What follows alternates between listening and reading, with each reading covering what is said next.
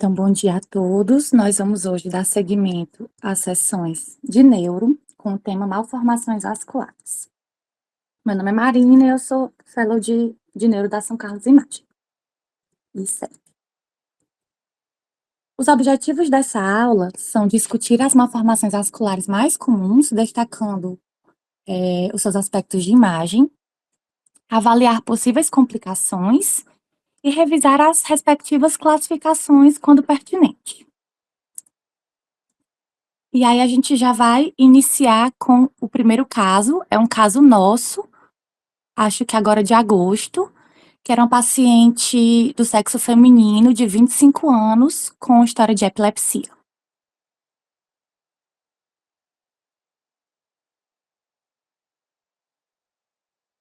Bom dia. Oi? Pronto. Tá me ouvindo? Sim, Pronto, então vamos lá. Nós temos aqui imagens corte axial, coronal e outra reconstrução. A primeira é um flare, a segunda é um FSPGR coronal e a terceira é uma reconstrução 3D TOF. Tá certo? Tá, né? isso. Tá sim. Pronto. Aí aqui na primeira imagem a gente observa nessa região parieto occipital à esquerda, os flavoides, né, marcados flavoides, com... E aí, nas seguintes, a gente vê, principalmente na reconstrução, né, a gente observa Hum, unidos com uma artéria nutridora, acredito que seja ramo da cerebral média, não sei se M3 ou M2, acredito que seja M3 para frente.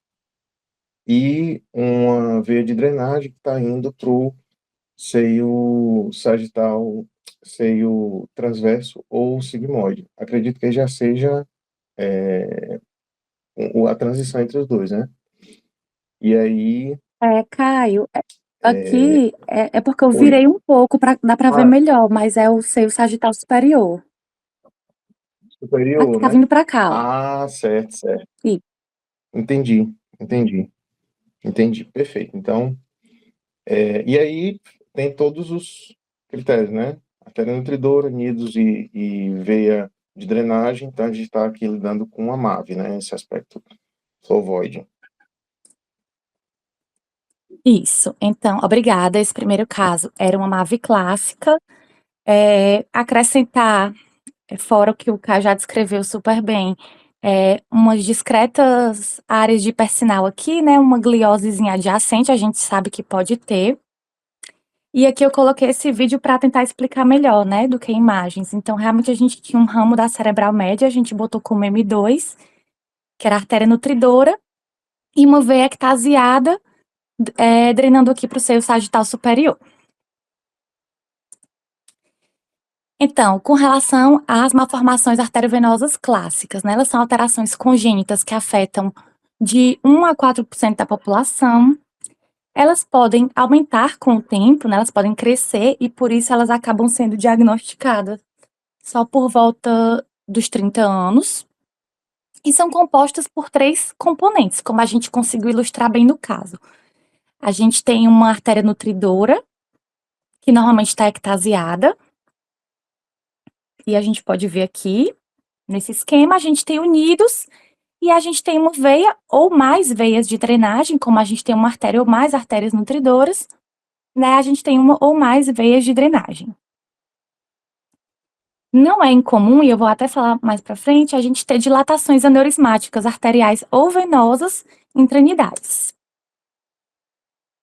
Então, para ilustrar a imagem, né, a gente acabou de falar que muitas vezes esses nidos eles têm dilatações aneurismáticas, venosas, arteriais, que podem inclusive estar parcialmente trombosadas, podem conter calcificações distróficas, como a gente consegue ver aqui na tomografia. Por vezes apresentam gliose, no nosso caso tinha uma discreta gliose, Esse aqui já tem bastante gliose e edema adjacente. E os aneurismas, e as MAVs, elas têm um risco cumulativo de ruptura de 2,3% ao ano. É importante lembrar que, apesar da maioria ser supratentorial, elas também podem ser infratentoriais e podem acontecer, inclusive, na medula. Existe uma classificação, que é a classificação de Spätzle-Martin, que ela é relacionada ao desfecho cirúrgico. Essa classificação ela leva em consideração o tamanho, sendo pequena menor do que 3 centímetros, média entre 3 e 6 e grande acima de 6, pontuando respectivamente 1, 2 ou 3 pontos. Também a localização, se é em áreas não eloquentes, não pontua, em áreas eloquentes, pontua. Entendendo que essa terminologia, né, eloquente, não eloquente, vai depender, né, deve ser individualizada, mas que de uma forma geral eles consideram como áreas eloquentes, as áreas de linguagem, sensório-motoras, córtex visual, hipotálamo, tálamo, tronco cerebral e núcleos cerebelares. E de forma geral também, áreas não eloquentes seriam o lobo frontal, o lobo temporal que não seja responsável pela linguagem ou pela memória, e os hemisférios cerebelares. E por fim, com relação à drenagem venosa, que pode ser superficial ou profunda, sendo que se for superficial não pontua, e se for profunda, pontua. E aí a gente vai ver que, com base nessa pontuação, a pontuação máxima é 5, então vai variar de 1 a 5. Também existe o 6, que são as lesões inoperáveis. As lesões, as MAVs, de grau 1, elas normalmente são ressecadas. Grau 2 e 3, existe uma certa parcimônia e avalia-se o risco-benefício. E 4 ou 5, já tenta-se levar de forma conservadora. Com relação ao tratamento, né, esse tratamento normalmente ele é feito em associação, então, muitas vezes o paciente necessita de 2 ou até as 3, né, formas de tratamento disponíveis, mas existe a microcirurgia, que vai, digamos assim, cortar essa ramificação arterial para unidos, a embolização vascular, que é injetado um tipo de embolização líquida, como uma cola, que também vai levar a um colapso desse nídus, e a radiocirurgia, que as altas doses de radiação também vão levar a uma esclerose, né, do nídus. Aqui só para a gente exemplificar também, a gente tem uma MAVE pequena, né, com certeza com menos de 3 centímetros, em uma área que é considerada não eloquente, que é o hemisfério cerebelar, e a drenagem dela era superficial, ela drenava aqui para uma veia superficial antes de chegar na tórcula. Então, ela não pontuava na drenagem venosa, ela também não pontuava na localização, e ela era pequena, então pontuava apenas 1. Essa MAVE, ela foi operada, como a gente consegue ver aqui, e o desfecho foi positivo. A gente tem apenas uma gliose aqui no hemisfério cerebelar cometido, e aqui exemplificando o clipe cirúrgico, o clipe arterial que eles posicionam e uma pequena quantidade de ar, né, ainda secundariamente ao procedimento. Aqui a gente vai iniciar o segundo caso, um paciente do sexo feminino de 31 anos com cefaleia. Bom dia, Maria. Oi. Pode ir. Ah, tu quer falar, não? Garanta aí. Tá bom. Aí a gente tem essa imagem, tomografia, né? Corte axial, mostrando essa imagem na região frontal direita, né? Arredondada, limites bem definidos, hiperdensa. E acho que a única coisa que eu vejo, assim, de mais gritante é isso, essa formação hiperdensa mesmo na frontal direita. Certo. Só pela tomografia, você já conseguiria sugerir alguma coisa? Pela tomografia, Ou ainda não, porque eu tenho uma eu ressonância acho também que para mostrar. mostra. Tá. Mas eu acredito que daria para sugerir sim, tá bom? Tá, E aqui é a ressonância da mesma paciente.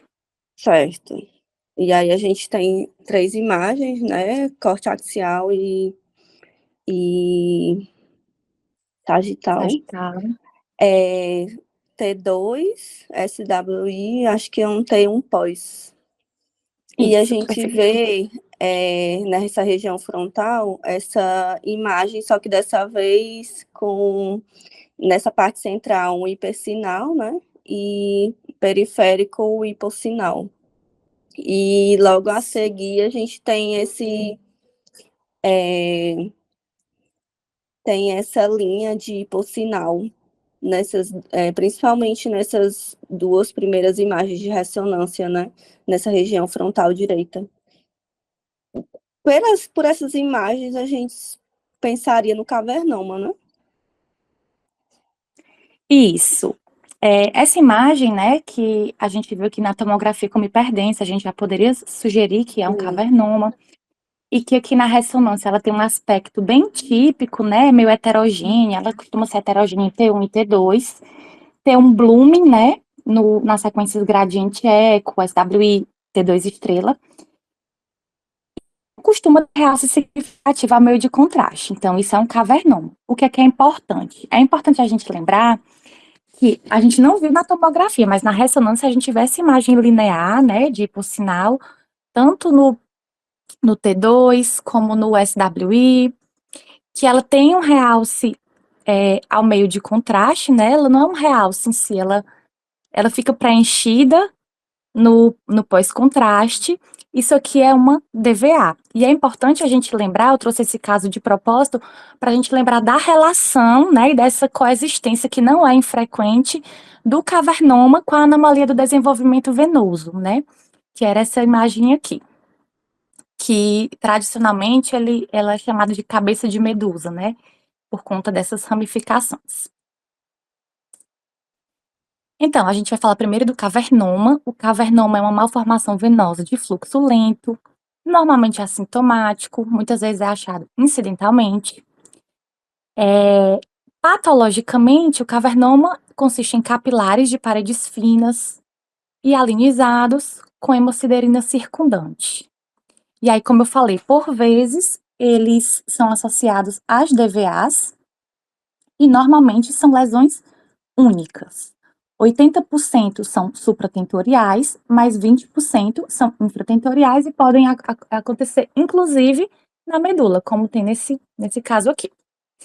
E aqui é só para reforçar, né? Tem essa imagem nodular hiperdensa na tomografia, a gente tem que pensar, sim, em um cavernoma.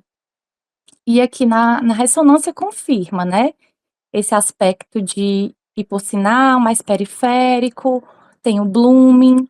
Esse aqui tinha um discreto realce a meio de contraste, tá? Pra gente entender que pode ter, mas o normal é que não tem. E aí eu falei que são lesões normalmente únicas, mas a gente tem que lembrar dessa entidade, que é a síndrome de malformação cavernosa múltipla familiar, que consiste na presença de múltiplos cavernomas, normalmente 5 ou mais. Além disso, tem que ocorrer em pelo menos 2 membros da mesma família, então o paciente e mais algum, e ela também pode ser confirmada pela presença da mutação de um dos 3 genes causadores, certo? E aí a gente vai encontrar múltiplos cavernomas, a gente pode encontrar cavernomas de vários tipos, a gente pode encontrar tipo 2, pipoca, mas a gente também pode encontrar aqueles puntiformes, né, que a gente vai falar posteriormente, seria um tipo 4, que são os black dots, né, os pontos pretos. E aí tem a classificação de Zabransky, que é a classificação dos cavernomas.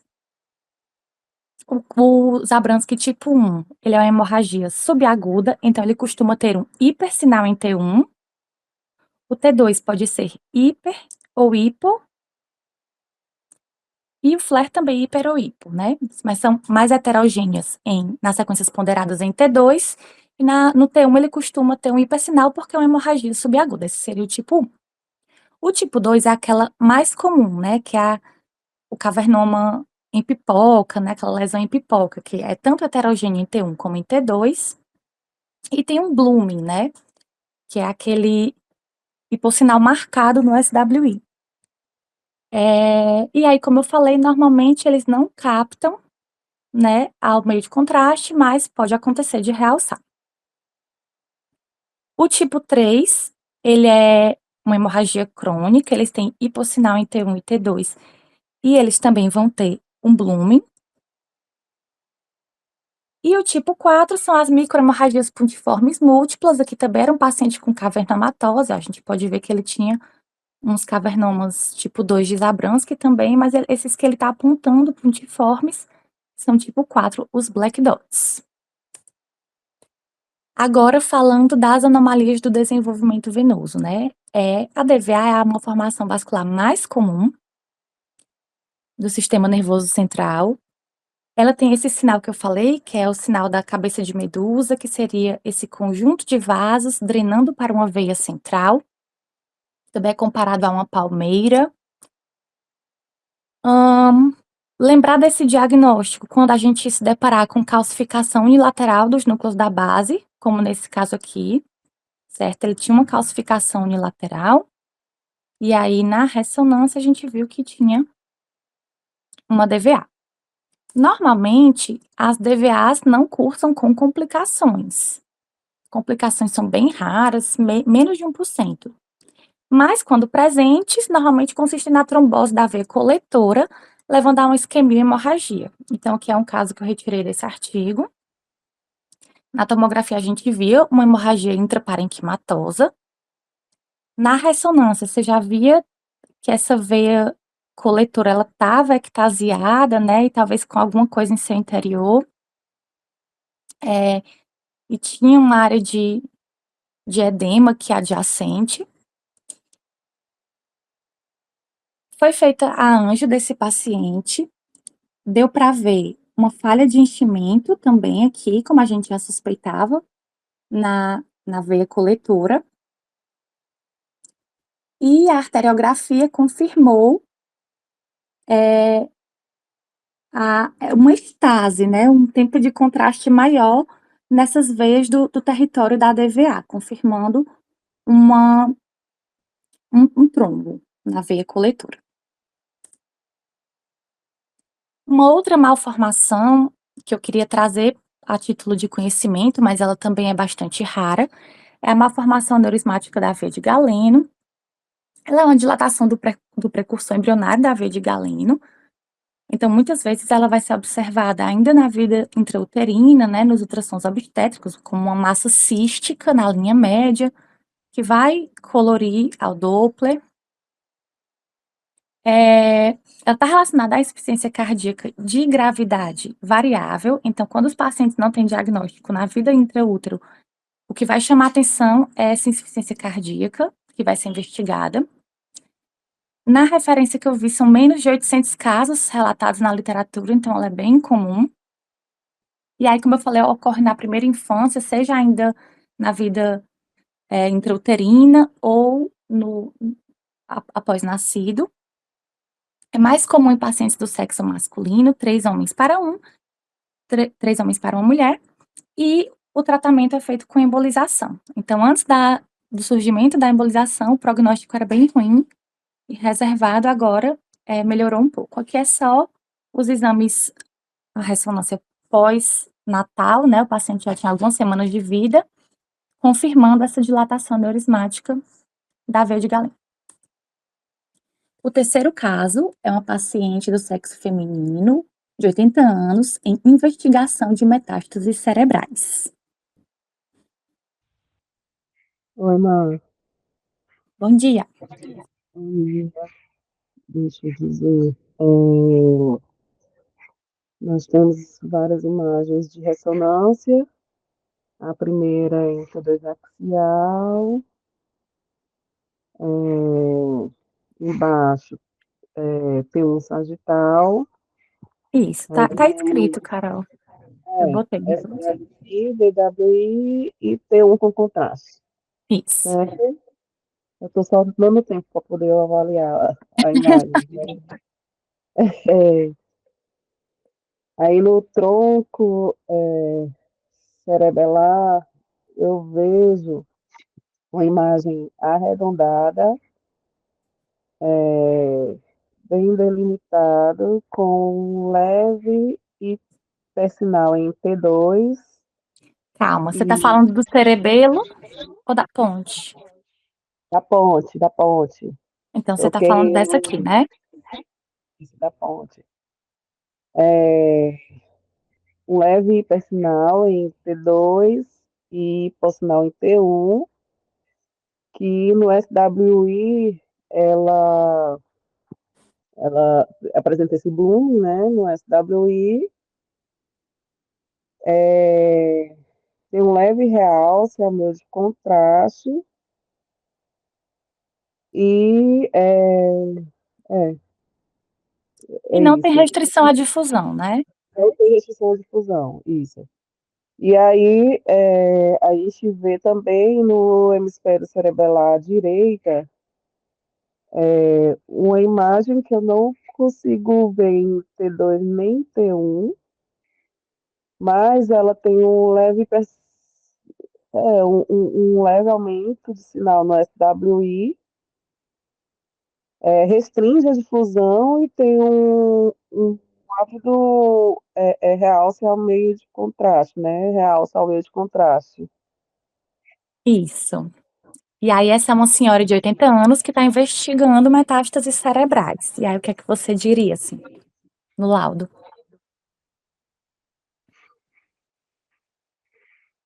Pois é,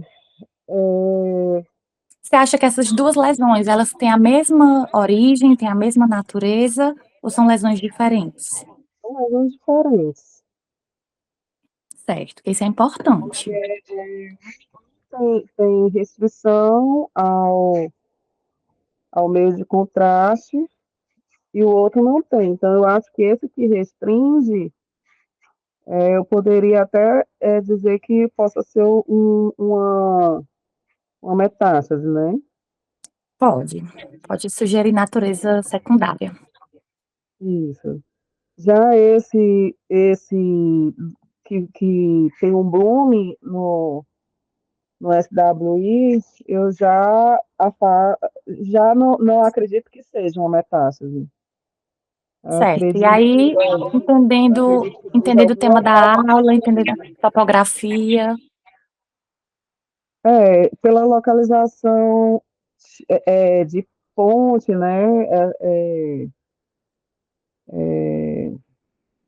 Eu pensaria na malformação venosa, aquela telangiectasia, né? telangiectasia capilar, exatamente, Carol. Obrigada. E aí é importante a gente entender, né, que a gente tem duas lesões totalmente diferentes aqui. Então, a paciente chegou nesse contexto de investigação de metástases cerebrais. E aí, realmente, tem essa lesão que tem um leve hipersinal em T2, hipossinal em T1, um blooming, um realce bem tênue ao meio de contraste. Às vezes, esse realce é chamado de realce pontilhado.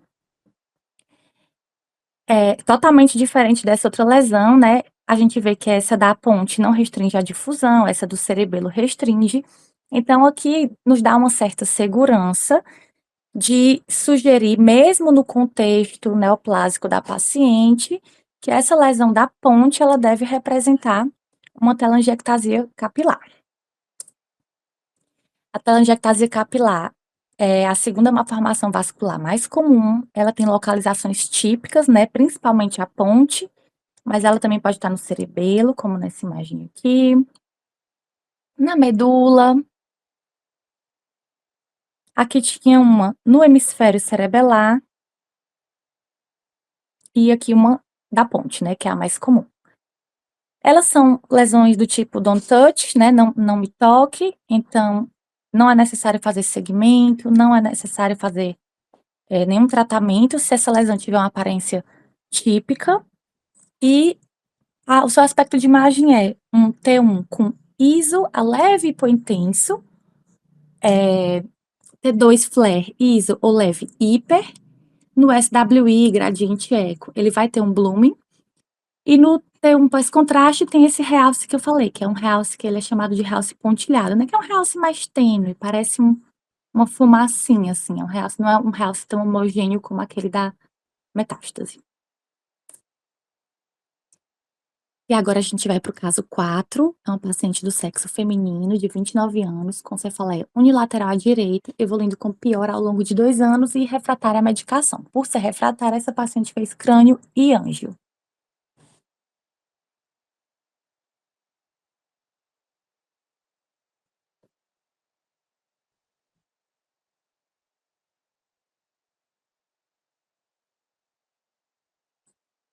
Se não souberem o diagnóstico, tenta só descrever o que é que tá vendo, né, assim, esse lado aqui, o hemisfério cerebral direito tá igual ao esquerdo, a ângio, à direita tá igual à esquerda, o que é que tem de diferente? Ô, Marina, vamos lá.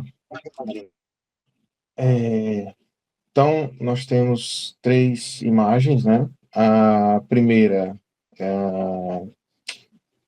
T2, segunda é um flare, né? E a terceira é a reconstrução da Anjo.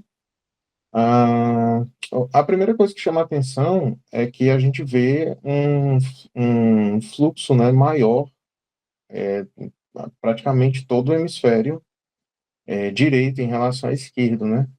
Inclusive tem essas Isso. áreas de flow void, né, que a gente observa mais evidente, assim, né, o aspecto mais serpiginoso, né, que é a vascularização.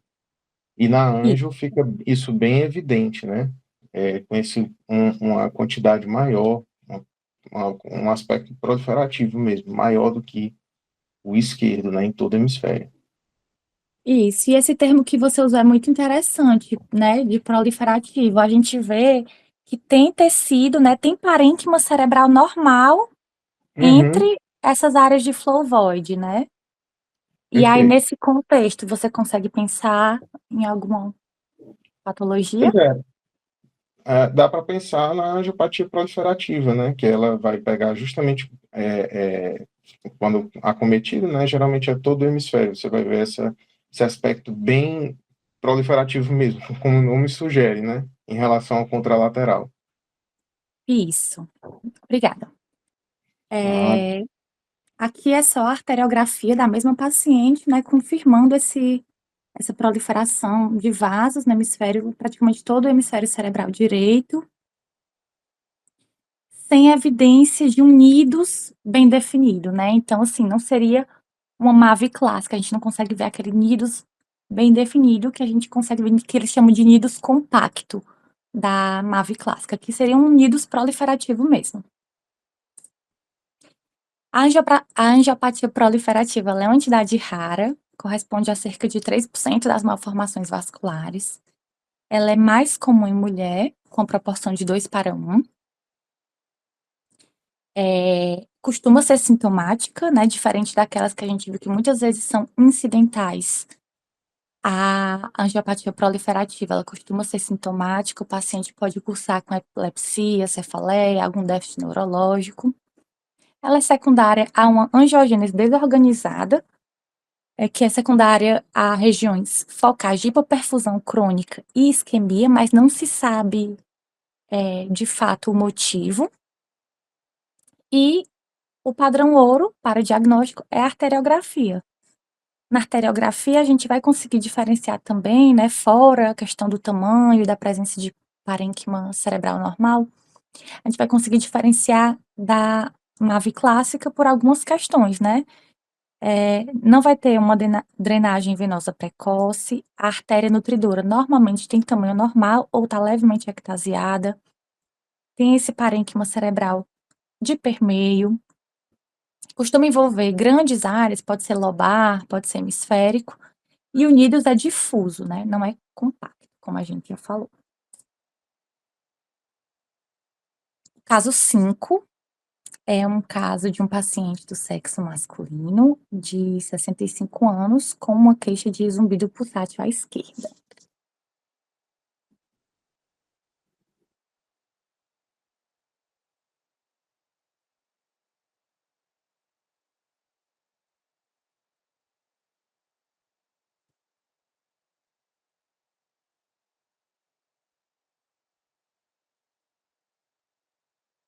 Também não precisa dizer hipóteses diagnósticas, né, mas só dizer o que é que tá vendo, o que é que tem aqui de anormal, a queixa dele é à esquerda, o que é que tem à esquerda que a gente possa valorizar e tentar, assim, justificar a queixa desse paciente.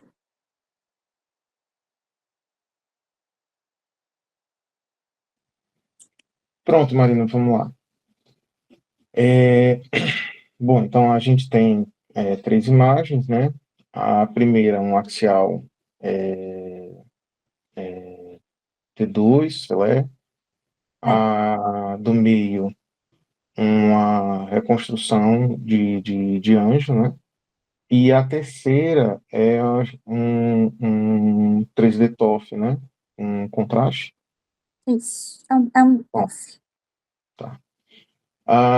E aí o que a gente observa é o seguinte: nessa região, né? Fica aí meio que temporo-occipital esquerda, né? A gente vê os Isso. ovoides, né? E aí a gente vê que tem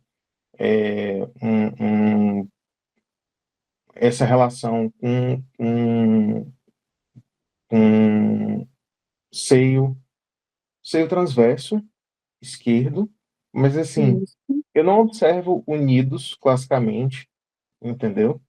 Tem as artérias nutridoras, mas uma certa ectasia, mas não observo unidos, tá? O clássico do Nils.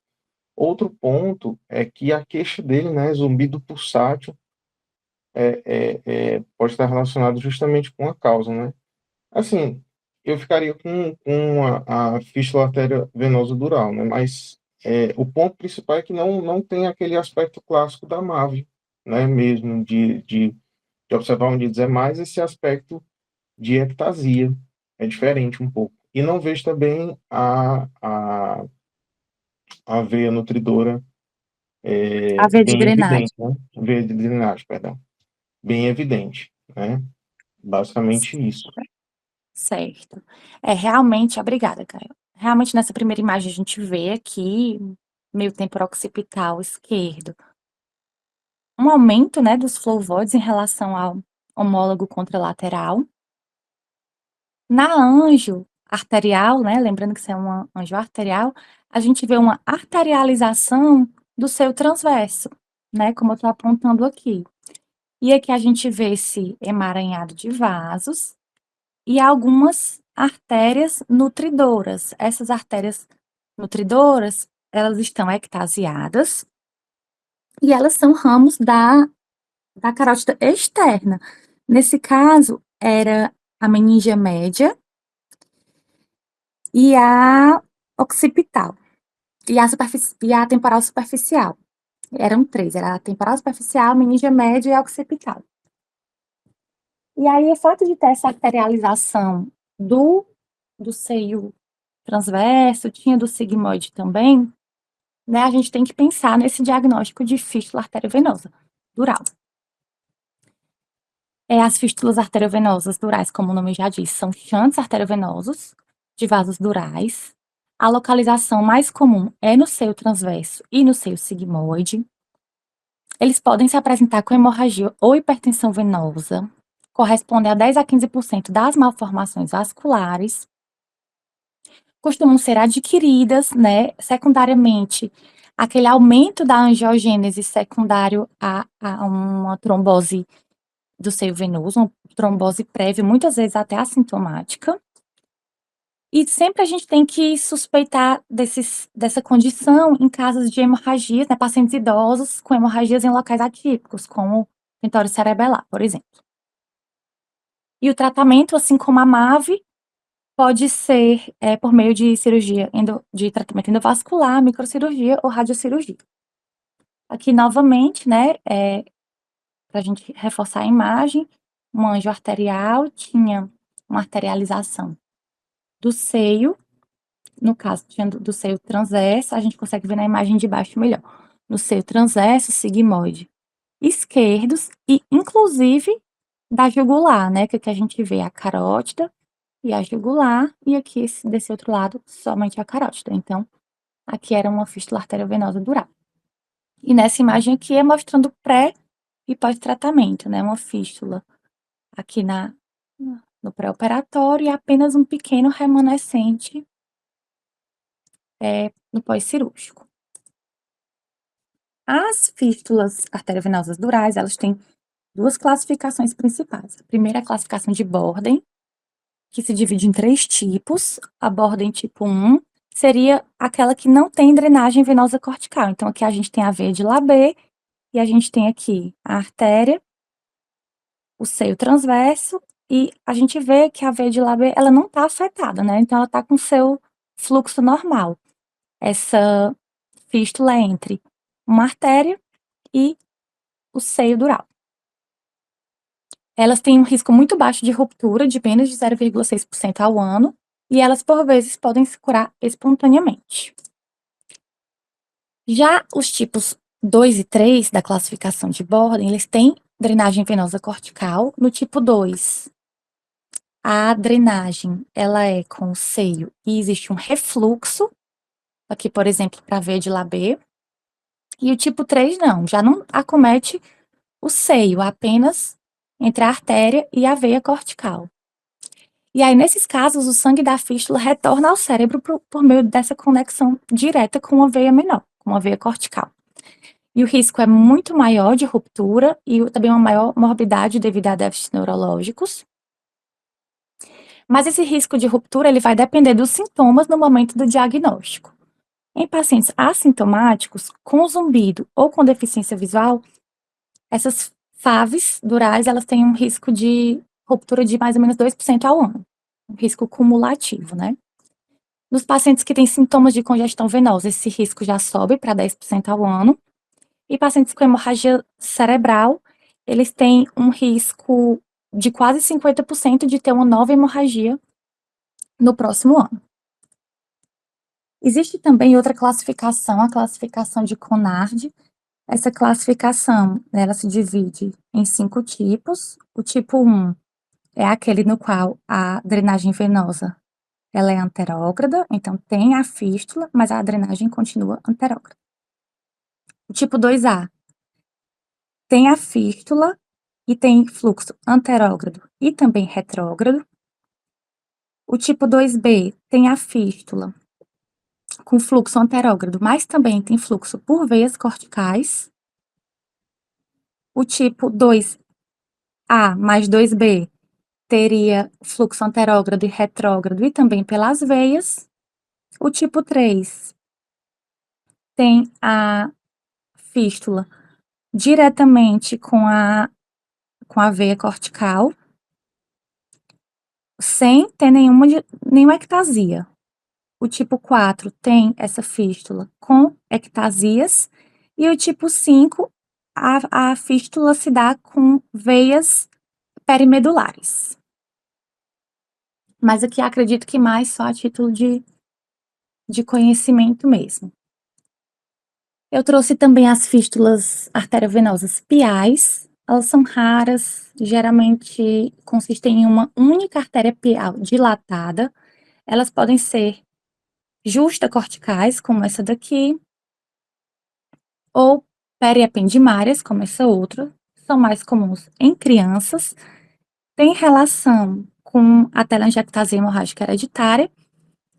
E aqui eu trouxe esse caso para ilustrar, né? Então, aqui a gente tem uma FAV pial, aqui justacortical. Aqui a gente tem uma periependimária.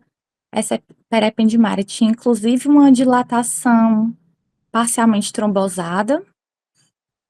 E tinha também, coincidentemente, né, porque pode ter associação, uma formação, uma dilatação neurismática da veia de Galeno. E aqui é o 6º caso, é o último caso, um paciente que fez uma tomografia por conta de um TCE leve, é um idoso de 75 anos. Ele não tinha sintomas previamente ao TCE. Bom dia, Vamos lá. Marina. Então, a gente tem 2 imagens, tomografia, axial e sagital, e aí a seta está até apontando aí, uma estrutura meio que nodular, hiperdensa, na região paramediana ali, entre o corpo caloso e entre a hipófise, né, superiormente à hipófise. É mais ou menos isso. Esse paciente, ele fez a ressonância. Ah, tá. Pronto. Então, pela ressonância, né, a gente tem SWI e a anjo à direita. E aí no SWI a gente consegue ver que tem um flow void, né, nessa região que eu citei anteriormente, vista na TC.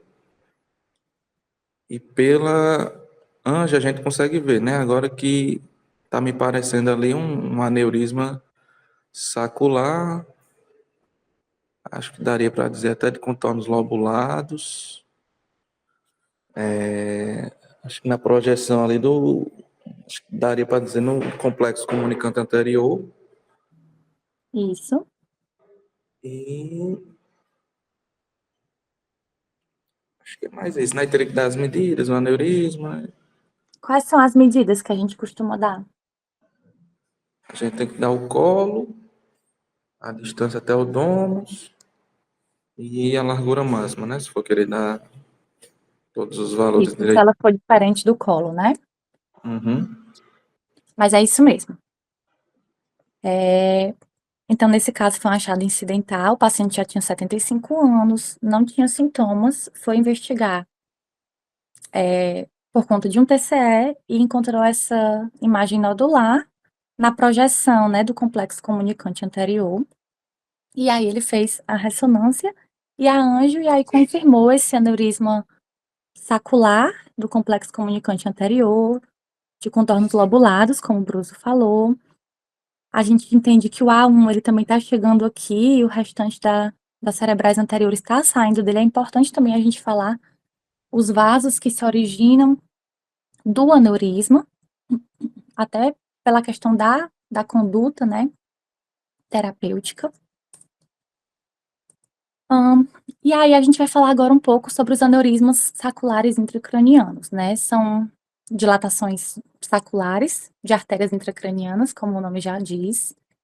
Existem algumas localizações mais típicas, normalmente essas localizações elas estão relacionadas a turbilhonamento de fluxo, então o complexo comunicante anterior, a carótida interna supraclinoide e a junção da carótida interna com a comunicante seria o supraclinoide, talvez C5, 6, 7, a bifurcação barra trifurcação da artéria cerebral média e o topo da artéria basilar, que são lesões, que são localizações de maior turbilhonamento. E aí as informações que a gente tem que dar, né, com relação ao aneurisma, a gente tem que falar da sua localização, da orientação, que seria para onde ele aponta, então, posterolateralmente, o tamanho, e aí a gente vai dar essas medidas que o Bruso disse, o colo, que seria, vou voltar aqui nessa, que talvez seria, alguns aneurismas é bem difícil a gente identificar o colo, e alguns podem ter mais de um colo, né? Mas você tenta pegar aquele colo mais largo, a largura, se ela for diferente do colo, e a altura ou distância até o dômus, que seria do colo até o ápice. A morfologia também é importante a gente falar, se ela tem contornos regulares ou lobulados, porque o aneurisma de contornos lobulados é um aneurisma que tem um risco maior de ruptura. E também se existem ramos que emergem daquele aneurisma. A principal complicação é a hemorragia subaracnoide. Eu trouxe aqui 2 casos ilustrativos, né? Esse primeiro caso Era um aneurisma de 7 centímetros, parcialmente trombosado. O paciente, obviamente, era sintomático, ele tinha alterações visuais e déficit cognitivo também. Ele é considerado um aneurisma gigante, então a gente chama de aneurisma gigante aqueles que têm mais de 2,5 centímetros. E esse paciente foi abordado cirurgicamente, com a cirurgia de 23 horas e teve um bom desfecho também. Obviamente, ele persistiu com alterações sequelares aqui no parênquima, por conta do efeito compressivo, né, do aneurisma. E aqui era um outro caso de um paciente, né, a gente consegue visualizar um material hiperdenso, preenchendo aqui fissura silviana, né, que a gente vai, obviamente, pensar em sangue. Esse paciente tinha um aneurisma e não sabia, e esse aneurisma, né, teve uma ruptura. Então, ele teve um HSA secundária à ruptura de um aneurisma do complexo comunicante anterior. Com relação ao diagnóstico dos aneurismas, a gente pode diagnosticar por meio da tomografia com contraste, angio-TC, ressonância, angiorressonância, mas, de novo, o padrão ouro é a arteriografia, porque pequenos aneurismas, normalmente com menos de 3 milímetros, a gente não vai conseguir visualizar nos métodos de imagem e tudo bem, porque a gente sabe que eles são limitados para aneurismas muito pequenos. Sempre lembrar do diferencial de aneurisma sacular e origem infundibular, né? Então, quando aqueles vasinhos vão saindo, eles podem, na sua porção mais inicial, na sua origem, eles podem ter o calibre um pouco mais aumentado do que o restante do seu trajeto, e aí a gente tenta não confundir, né, dilatação infundibular, origem infundibular com aneurisma, mas às vezes é difícil a gente diferenciar e a gente pode acabar colocando os dois no diferencial. Então, aqui só colocando, né, mostrando que a gente pode diagnosticar sim, tanto com métodos tomográficos, ressonância, existem as reconstruções, né, que a gente pode fazer para tentar visualizar melhor esses aneurismas, mas, como eu falei, o padrão ouro mesmo é a arteriografia. Lembrar também da angiorressonância com estudo de parede de vasos, que a gente faz uma sequência adicional, o visto 3D, que a gente costuma fazer pré e pós-contraste. E aí, a gente vai avaliar duas coisas, a espessura dessa parede e o realce. Então, aneurismas que apresentam especialmente parietais e realce a meio de contraste, eles são aneurismas mais instáveis, ou seja, eles têm um maior risco de ruptura. E aí, se o médico está em dúvida se vai acompanhar aquele aneurisma ou se ele vai intervir, ele pode pedir o estudo de parede de vasos, que vai guiar ele nessa escolha terapêutica. E era isso que eu queria trazer hoje. Foram muitas patologias, mas é um assunto que ele costuma cair nas provas do CBR, e por esse motivo eu trouxe duas questões para a gente resolver juntos. Primeira questão: todas as afirmativas com relação aos angiomas cavernosos, que são os cavernomas, né, estão corretas, exceto quadro clínico de crises convulsivas, pequena região hiperatenuante circular com mínimo edema circundante, a localização preferencial é subcortical, calcificação exuberante com importante efeito expansivo e podem ser encontrados na medula e nas meninges. Com base no que a gente fala hoje, já daria para responder essa questão do CBR? Letra D, né? Isso, letra D. Dependendo da localização do cavernoma, ele pode sim estar associado a crises convulsivas. Ele pode ter também um leve edema, um mínimo edema circundante, sua localização preferencial subcortical, e podem ser encontrados em outros locais, como a gente falou, apesar de 80% serem supratentoriais. E a segunda questão, em relação às malformações vasculares intracranianas, a assinale a alternativa correta. O angioma venoso, ou anomalia do desenvolvimento venoso, é a mais comum, representando, na maioria das vezes, um achado fortuito ou uma variação da normalidade. A localização mais comum do cavernoma é infratentorial. A imagem de cabeça de medusa é o achado clássico da telangiectasia capilar. O tipo de drenagem das malformações arteriovenosas, se é superficial ou profunda, não se correlaciona com seu prognóstico ou risco de sangramento. As malformações arteriovenosas durais ou fístulas durais são lesões usualmente congênitas e envolvem mais frequentemente o seio sagital superior. Eu acho que também dá para responder essa. Letra A. Letra A. Isso. Todo mundo acertou, né? A gente viu, vamos ver as outras, né? O cavernoma é mais comum, supratentorial, apenas 20% é infratentorial. Cabeça de medusa é um achado clássico da DVA. O tipo de drenagem das malformações, ele influencia, sim, no seu prognóstico. Existe uma classificação, inclusive, para isso. E as fístulas durais, elas não são congênitas, né? A gente viu que as piais é que costumam ser congênitas ou aparecer ali mais precocemente. E elas envolvem mais frequentemente o seio transverso e o seio sigmoide. Essas foram as referências. E boa semana a todos.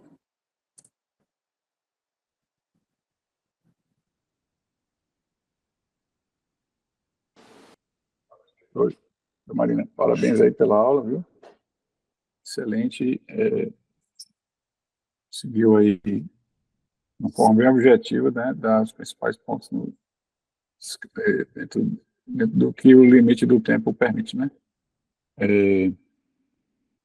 Então, assim, esses pacientes são pacientes que são críticos, né? Porque grande parte dessas situações que você colocou aí envolve uma coisa muito importante, que é o risco de sangramento, né?